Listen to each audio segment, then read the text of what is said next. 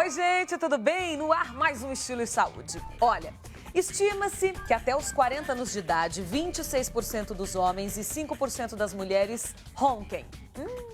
A partir dos 60 anos, o quadro se agrava consideravelmente, principalmente entre a população feminina. Olha, mulher é um problema até nessa hora.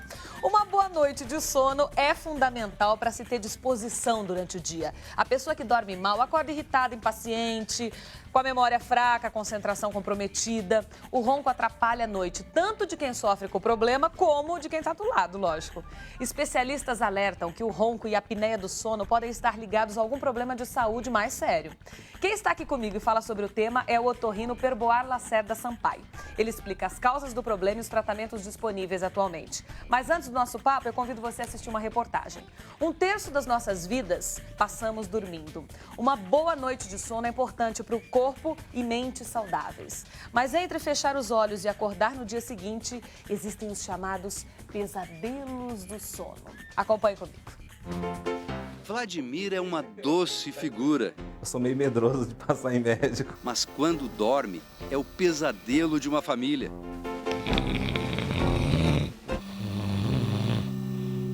O ronco nunca foi levado muito a sério, mesmo pelos médicos. Até, às vezes, as pessoas antigamente falavam, a pessoa está dormindo tão bem que está roncando, né? Mas isso mudou muito. Pelo menos 1/3 da população ronca. E quase 90% dos que roncam têm apneia, param de respirar momentaneamente. Hoje se sabe que isso pode ser perigoso. Você tem um risco maior de hipertensão. Contribui para doenças como os infarto, arritmia, acidente vascular cerebral, que é o derrame. Então, não tem dúvida mais que é uma doença que precisa ser tratada. Que precisa, precisa. Mas vai dizer isso para esse sujeito aí, ó. Mas você acha que existe um complô todo, que todo mundo mente que você ronca? Ah, com certeza. Como tantos de nós, Vladimir não leva o ronco a sério. E você já ouviu alguma gravação de você roncando?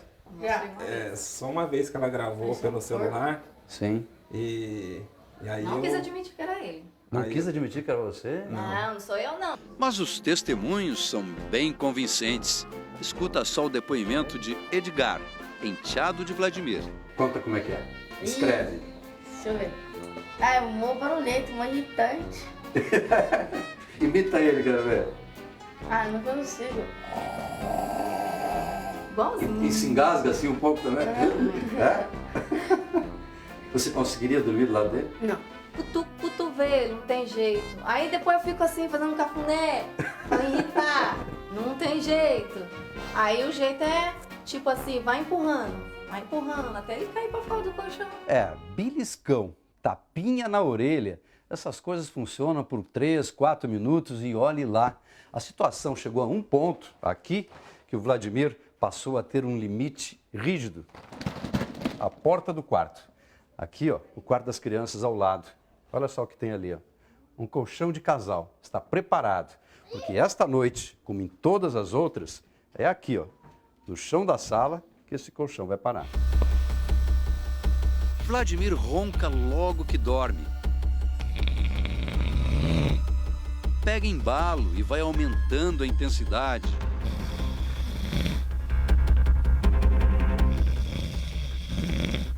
Às vezes desafina. Muda de tom. E segue firme. O meu hobby é comer, né? É mesmo? Comer é a minha paixão. E isso fez muita diferença nesses últimos 20 anos. Quantos quilos você tinha na época? Ah, devia estar com uns 65, 65. Hoje você tem quantos? 120. Vladimir admite que se quiser enfrentar o ronco, tem que enfrentar o peso. Mas sabe como é que é? Já faz tempo que eu falei pra ela que eu preciso resolver esse problema, mas é falta de interesse mesmo. É? E como é que vai ser então? Eu vou ser obrigado a ir. Um dia eu vou, com certeza. Um dia você vai no médico. Um dia eu vou. É duro, né, gente? Bem-vindo, Perboar.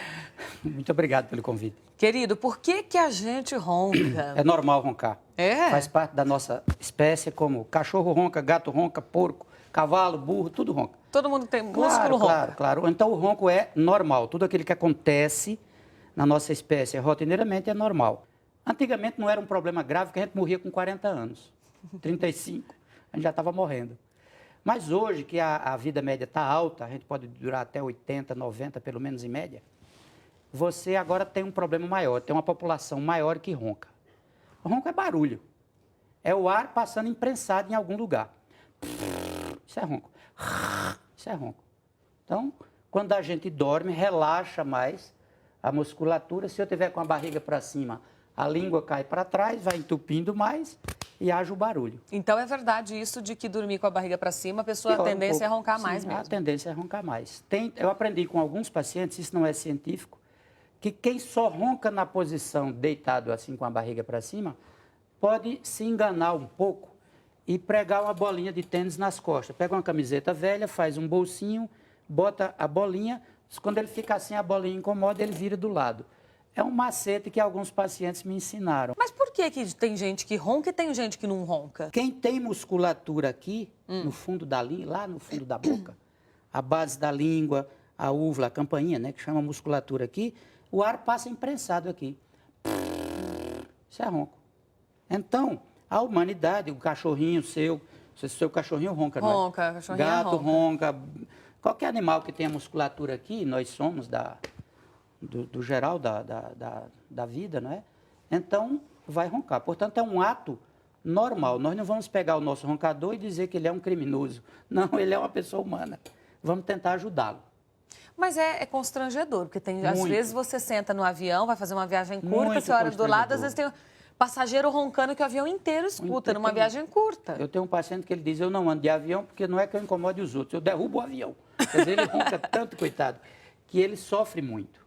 O problema social é grave. Ele não dorme na casa de ninguém, ele não pode dormir nem em hotel. É um caso muito grave que a gente tem. Porque o gerente do hotel acorda ele, porque as pessoas do quarto vizinho ou até do andar de baixo manda perguntar se não tem alguém morrendo em cima. Nossa. Então, ele não viaja. É uma pessoa até bastante rica, tem negócios fora do Brasil, e ele diz que não conhece a Europa porque não pode andar de avião. Então, você veja que é uma limitação social gravíssima. Deve atrapalhar muitos relacionamentos com o marido e mulher Ele é também. solteiro até hoje. Ele disse, eu nunca tive o prazer de dormir a noite inteira com a mulher. E no seu consultório as pessoas reclamam muito? As mulheres Muito, dos homens, os muito, homens das mulheres? Muito. E é uma questão de separação bastante frequente. É? E que nós não identificamos. Porque tem uma pecinha aqui dentro da gente, homem e mulher, chamado nosso inconsciente. E ele não tem ética. Se tu me incomodas, o meu inconsciente vai fazer um jeito de te afastar. Então, mesmo aquela esposa amorosa, como essa reportagem que a gente viu, ela dorme mal à noite. E quem é o alvo, quem é a causa? É o marido dela, que deve ser um homem muito bom. Mas acontece que o inconsciente dela não quer saber disso. Ele vai fazer de tudo para afastá-lo. Vai reclamar porque ele pisou no tapete, porque ele abriu a porta com força. E aí, fim daquela briga toda, e se separa, pergunta, por que vocês se separaram?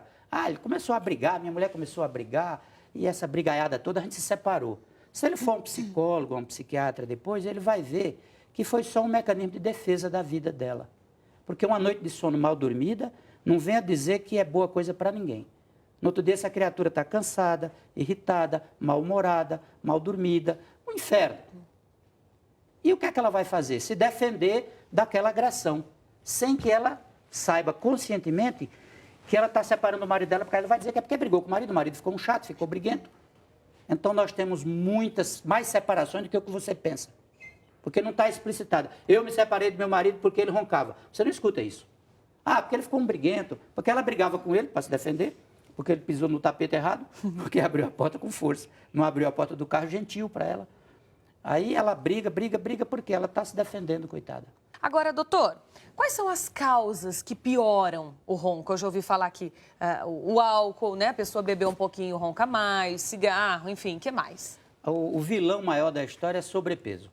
Então, o acúmulo de gorduras aqui, a pessoa mais gordinha e tal, ela vai ter a passagem do ar mais fechadinha. E aí vai vibrar mais. Esse é o grande vilão. Então, o roncador que tem apneia ou não tenha, ele tem que ter um certo cuidado para não ter sobrepeso. Agora, claro, quando ele bebe mais, ele relaxa mais, a musculatura relaxando mais vai vibrar mais. Isso funciona também para quem toma remédio antidepressivo ou Qualquer calmante coisa, para remédio dormir? que cede, que relaxe, ou um excesso de cansaço, por exemplo, você trabalhou muito além da conta, foi dormir muito tarde, você está morto de cansado, como a gente diz, relaxa mais e vibra mais. Entendi. Ou se você bebeu mais e relaxou, tomou remédios e assim por diante. Mas o grande vilão é o sobrepeso.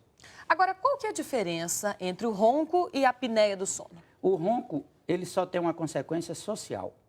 Ele não prejudica tanto o roncador.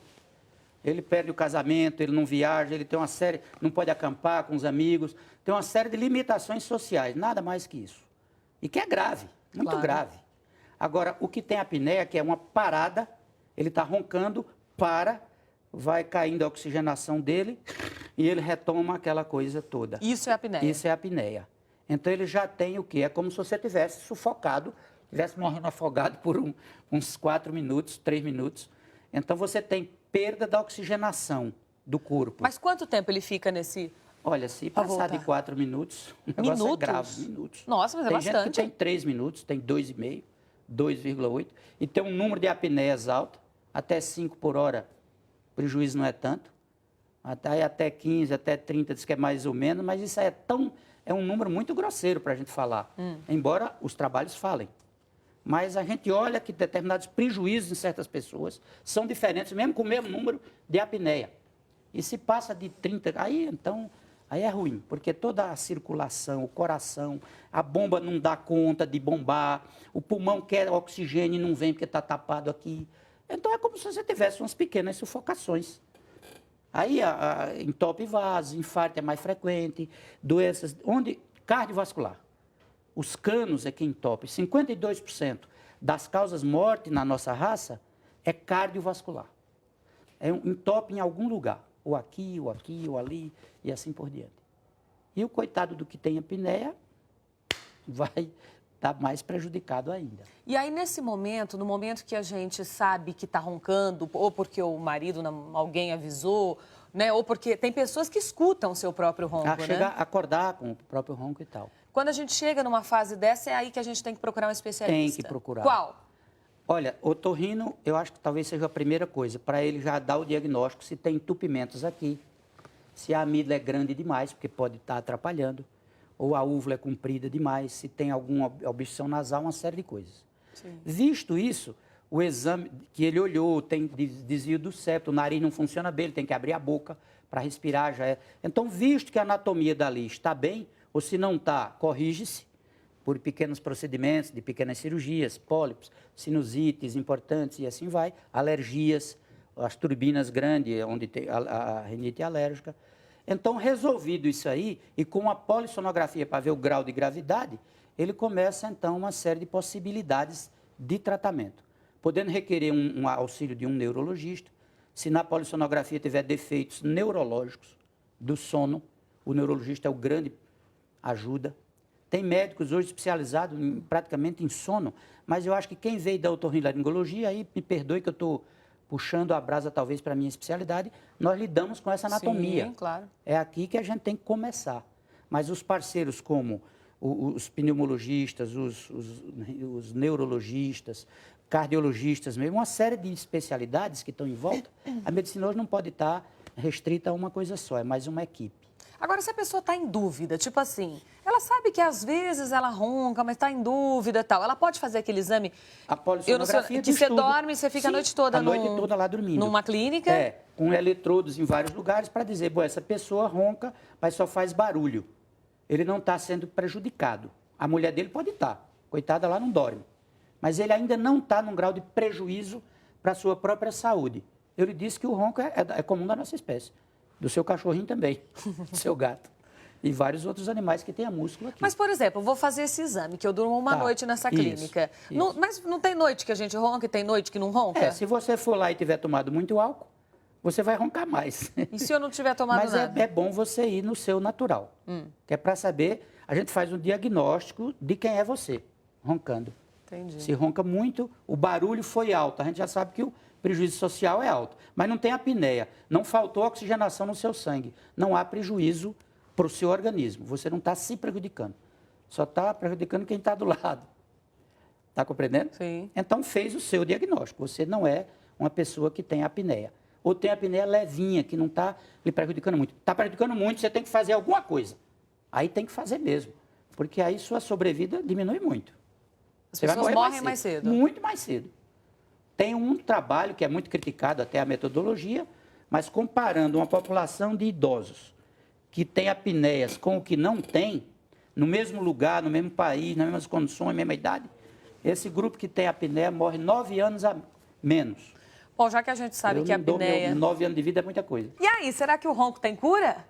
Tem, Perboar? Boa parte tem. A gente não pode afirmar que todos os roncadores terão solução, mas tem muitos caminhos hoje. Obviamente que sem questionamento nenhum, não tem dúvida que o sobrepeso, como é um dos fatores mais importantes, se começa, caso haja, a pessoa esteja acima do seu peso, para mim é preocupação fundamental.